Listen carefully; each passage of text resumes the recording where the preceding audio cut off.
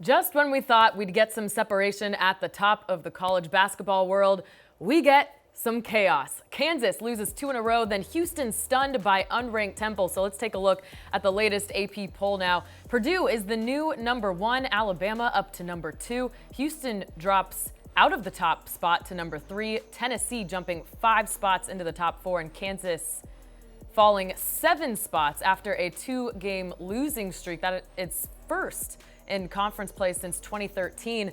Arizona knocking UCLA out of the top 5, and Gonzaga down 8 spots after a shocking upset by unranked Loyola Marymount. And Marquette up 4 spots after beating Seton Hall on the road. So to help us break down another wild week, let's bring in 24/7 Sports staff writer Isaac Trotter. Isaac, Purdue almost got caught up in that chaos, giving up a 16-point lead to Maryland, but holding on for that 58-55 win. The Boilermakers now off to their best start in program history, 19-1 overall, 8-1 in the Big Ten. What do you like about the Boilers? Well, it helps to have college basketball's version of Shaq, right? Zach Edey has been fantastic this year, front runner for National Player of the Year. Yesterday he had 24 points and 16 rebounds, and Coach Matt Painter was like, yeah, he played okay.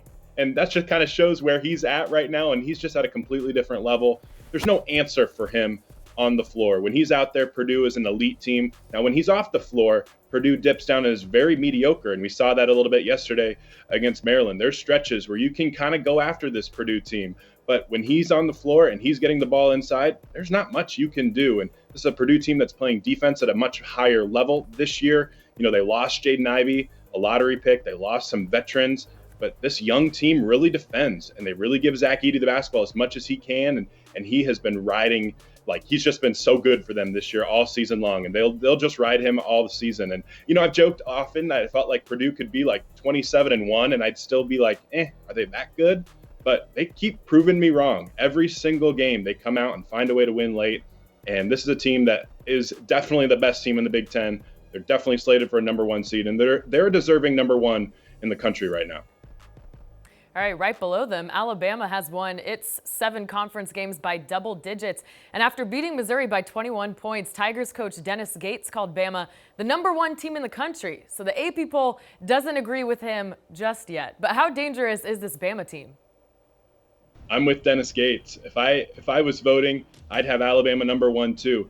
This is the deepest team in college basketball. They have 10 or 11 guys that they can count on. Brandon Miller is the best freshman in the country so far this season, but every single one of these players know their role, and they have so much talent. They have 5 stars coming off the bench. They have a freshman class that 24/7 Sports rated as one of the best in the country. All 4 of the freshmen have just come out and found a way to be impactful winning players for this NATO team. And Alabama's faced some adversity this year. Having Darius Miles getting charged with that murder charge was awful. And this is a team that could have really splintered apart after that. And they have found a way to stay together, and they're reuniting together on the basketball floor.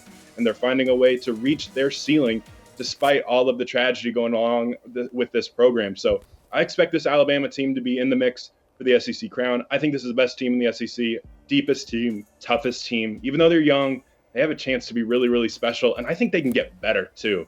And that's kind of scary for the rest of the SEC because they're just bludgeoning teams on both ends of the floor. Let's talk about Charleston. The Cougars have the longest active win streak in the nation at 20 straight dubs. But I was reading a story about their coach, Pat Kelsey, in a local paper, Post and Courier for the credit. I guess during practice, he plays point for the scout team. And every time he makes his starters look silly, he walks around like Conor McGregor. So lots of energy in that building. They've certainly got the makings of that really likable underdog team once we reach the postseason. But no quad 1 teams or quad 1 wins for this team, Isaac. However, they do stay at 18th in the poll. What do you like about Charleston? Yeah, this is a Charleston team that I would not want to play in March Madness. They get up and down the floor. They shoot a ton of threes. They have lineups with 5 shooters out on the floor. They can really score, and they can have a chance to be really, really scary. I think like right now they could end up being a 9 or a 10 seed in the NCAA tournament. I would not want to be a 2 seed or a 1 seed playing them with a Sweet 16 berth on the line, because if they make 15, 16 threes, like, you're toast. And I kind of think we should have seen this coming. They hung with North Carolina early in the season. They beat Virginia Tech. They beat a good Kent State team. So even though their schedule hasn't been super daunting in conference play, this is a team that has all the pieces to be, like you said, a very scary team in March just because their style of play is so fun. They beat you with math, right? They'll give up twos, but they'll beat you with threes. They'll take threes to your twos every single time of the week and twice on Sundays. And so this is a Charleston team that I expect them to stay really, really hot. And they're going to be one of the best teams in the country heading into that NCAA tournament. And they're going to be a very popular upset pick. Like everybody's going to have them advancing in their bracket because they have an ability to really go and get red hot from downtown. And if they do that, you're in really, really hot water. So Virginia is your underrated team. The Cavs, after losing 3 of 5 in December, have really turned it around, riding a 5-game win streak. They are now up 3 spots to number 7 in the poll, a top 10 team now. But why do you think UVA deserves more attention? Yeah, it's weird. Like number 7 in the poll, underrated. That doesn't really go hand in hand. But I think this Virginia team should be on that inner tier of teams that can win it all.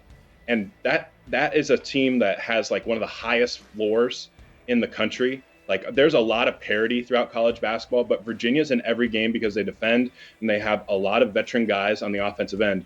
A guy I love this year has been Ohio transfer Ben Vanderplas. He has such a great energy about him, such a fun, spunky guy. Like he has so much fun out on the floor and off the floor. Yeah, he rocks a cool mustache.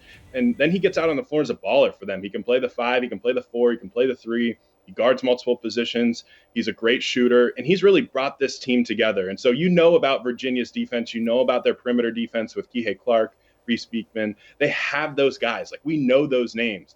But all of these other pieces that they have that are coming together is making this team really dangerous. And we've seen their flashes at their ceiling. They can beat any team in the country. So they might be number 7 right now. I think when it's all said and done, they could finish number 1. Like this is a national championship contender team.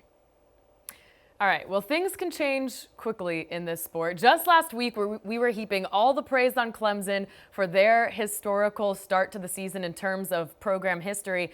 But now you're calling them overrated at number 24 in the poll. Why is that?